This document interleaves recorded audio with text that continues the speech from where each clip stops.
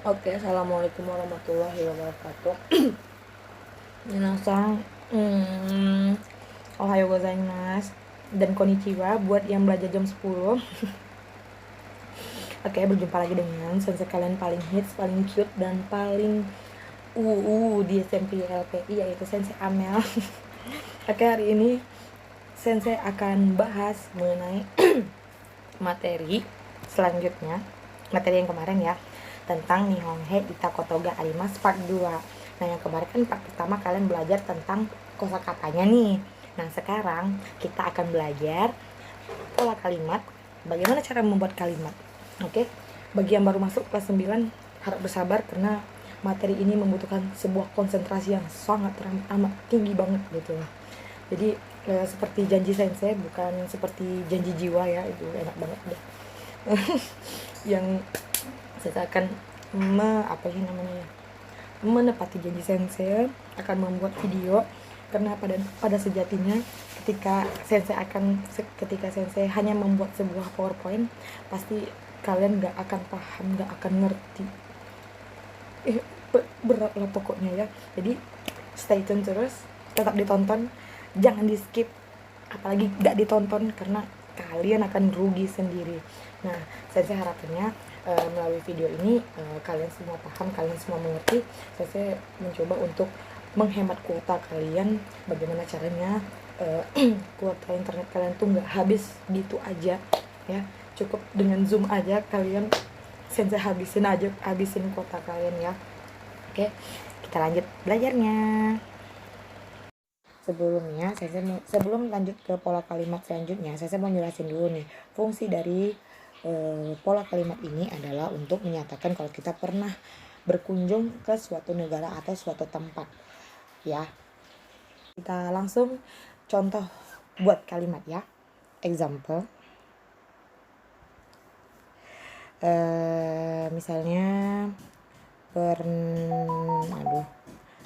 pernah pergi ke kemana kemarin ya, ke India misalnya kan, India. Oke, yang pertama duluan harus kalian tulis adalah nama negara. Kan di pola kalimatnya negara dulu, partikel he, baru ita kotoga arimasu. Nah, saya ulangi lagi ya. Ita kotoga arimasu artinya adalah pernah pergi. Nah, ini dia. Ke itu adalah he, India adalah negaranya. Jadi cara buat kalimatnya adalah, bahasa Jepangnya India adalah Indo. Indo. Ke he, ita kotoga arimasu. Indo he ita kotoga arimasu. Pernah pergi ke India. Paham ya? Oke. Nah, bentar. Contoh selanjutnya. Pernah pergi ke Prancis. Pernah pergi ke Prancis. Nah, gimana coba cara buat kalimatnya? Furansu itu Furansu he ita kotoga arimasu. Furansu he ita kotoga arimasu. Nah, sampai sini kira-kira kalian paham ya mengenai pola kalimat nani ita kotoga arimasu. Oke. Nah, selanjutnya pola kalimat yang kedua yaitu mengenai kan tadi kan kita kan tadi udah belajar kita pernah ke suatu negara. Nah, sekarang pola kalimat kedua, apa yang kamu lakukan di sana? Nah, pola kalimatnya seperti ini. Contoh ya. Tadi kan kita negara ya. Negara. Terus ditambah partikel D. Terus apa yang kalian lakukan? Apa yang kalian lakukan? Nah, apa yang kalian lakukan ini kan banyak. Misalnya kalian main ML di sana. Udih, ngapain main gitu. Terus misalnya beli oleh-oleh. Bisa. Terus misalnya nih kalian beli baju, shopping. Bisa juga. Apa aja yang kalian lakukan selama di negara tersebut. Contoh kalimatnya nih, example. Misalnya Sensei tadi ke India ya. Di India Sensei ngapain ya? Nah, misalnya nih di India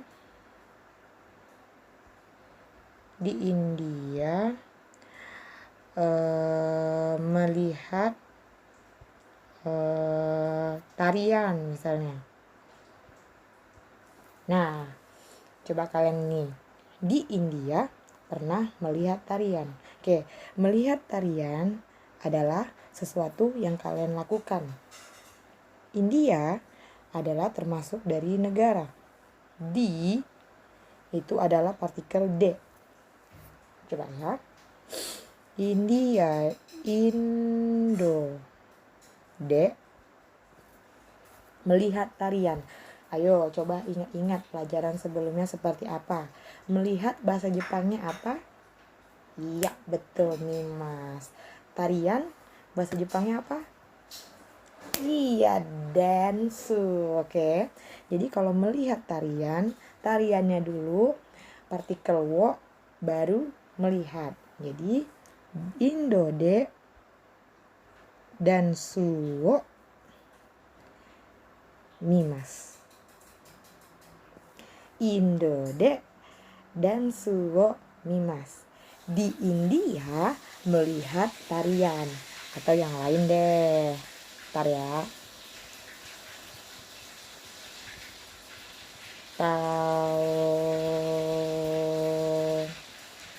Kita ganti nama negaranya jadi negara Jepang. Boleh, negara Jepang boleh. Nihon. Sorry. Salah. Misalnya di Jepang makan sushi.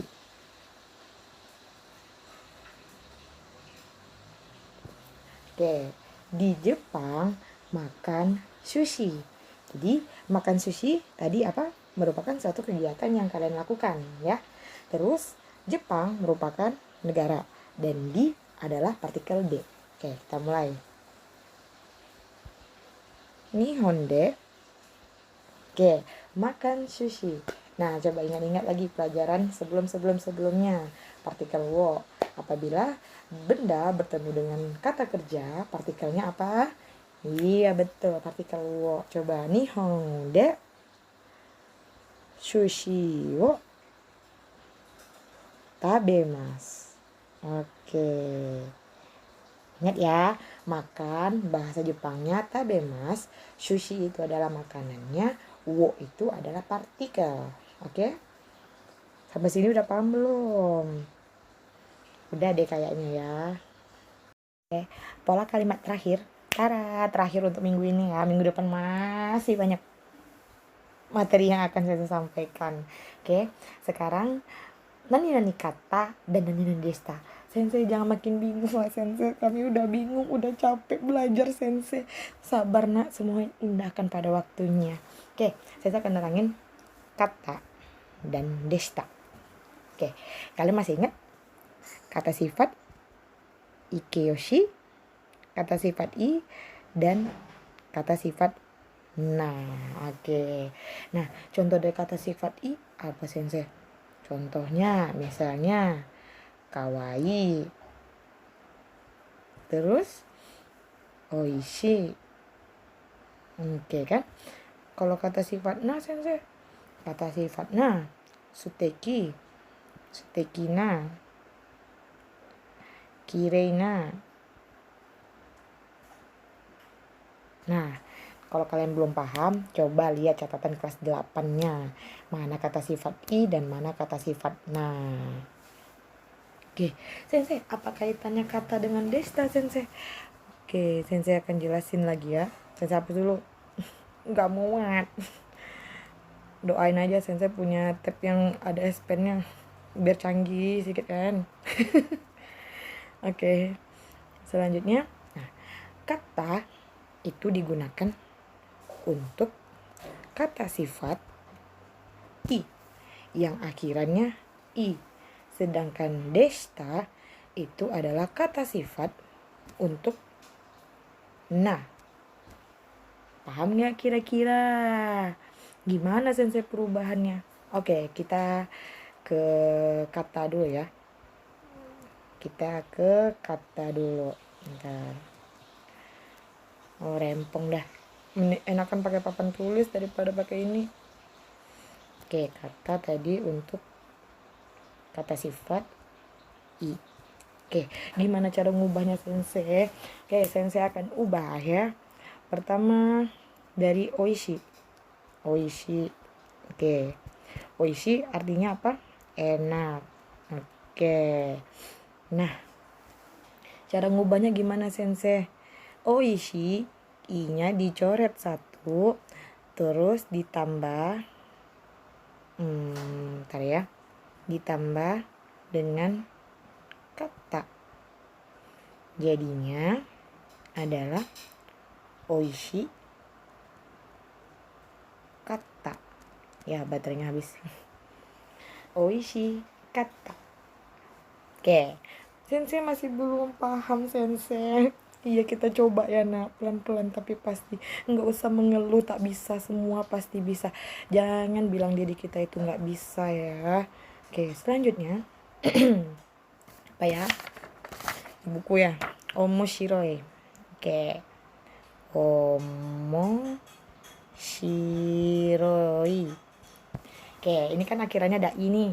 Nah, akhirannya itu kita coret. Kita coret. Nah, kita ganti dengan kata. Jadinya omoshiro kata. Nah, ini omoshiro kata. Habis ini kira-kira paham ya.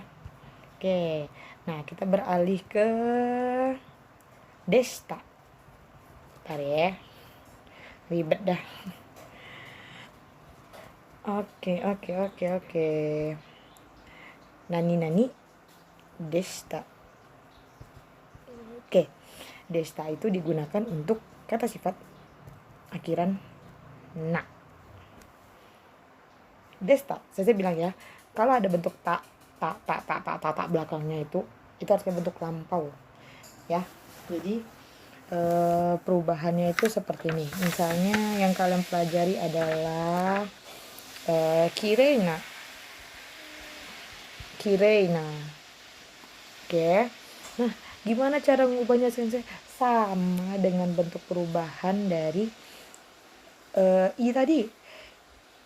Na-nya dicoret, diganti dengan desta. Jadinya kirei desta. Sekali lagi kirei desta. Kirei desta. Coba yang lain ya.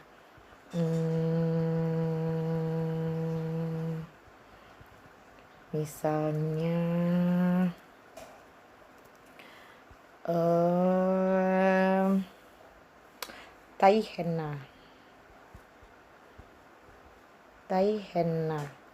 Taihen itu artinya sulit ya.